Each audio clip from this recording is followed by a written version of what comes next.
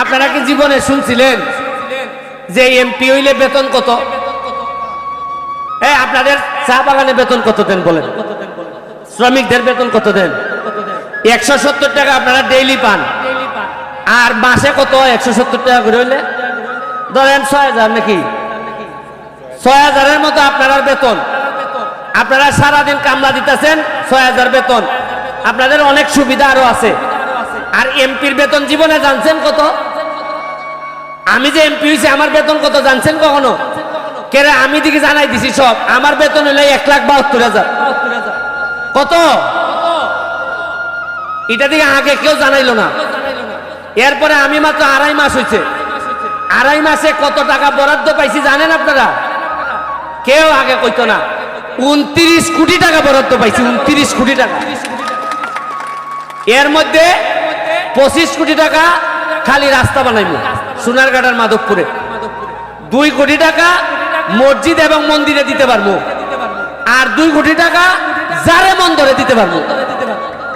ঈদগাহ, যা মন্দরে, মাঠ, যা ইচ্ছা করতে পারবো। এই যে আমারে দেখাইছে আপনাদের মাঠ ভেঙে গেছে, এখানে মাটি নামতেছে। ওই আমি জালাল রে কইছি বা এখানে যারা নেতৃবৃন্দ আছে কইছি যে তোমরা বরানি শুরু করো। এরপরে আপনাদের বাগানের সাবেক চেয়ারম্যান সাহেব আমারে কালকে বলল যে আপনাদের এখানে নাকি একটা পুকুর কাটানো লাগে। কোথায় এটা পুকুর কাটানো? কোথায়? হ্যাঁ, এই টিলায় কইছে সদর। কি টিলা? কাছে আসো। আপনি পঞ্চায়েত সভাপতি না? নেই তো মোটা তো দেখা যায়।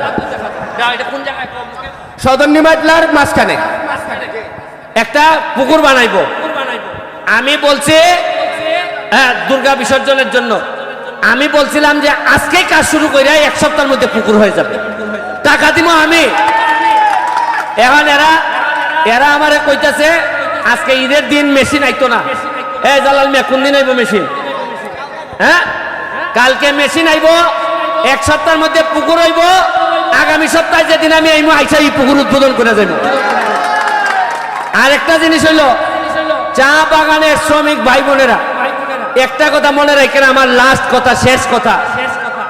আপনারা এইবার আমারে ভোট দিয়া এই ব্যারিস্টার সৈয়দ সাইদুল হক সুমনের যে সম্মানিত করছেন, এই আগামী 5 বছর প্রয়োজনে ঘুমাবো না, শরীরের দিকে ঘাম বালতির পর বালতি ফেলবো, তাও আপনাদের মন রক্ষা করে আমি চলবো। এবং আপনারা যে ঋণী আমারে করছেন, গুলামি কইরা হইলো এই ঋণ পরিশোধ করবো, আমি কথা দিয়ে যাইতেছি আপনাদেরকে। আপনারা ভালো থাকবেন। আজকে গান শুনবো আমরা, এই জন্য সবাইরে বক্তব্য দিতে পারি নাই।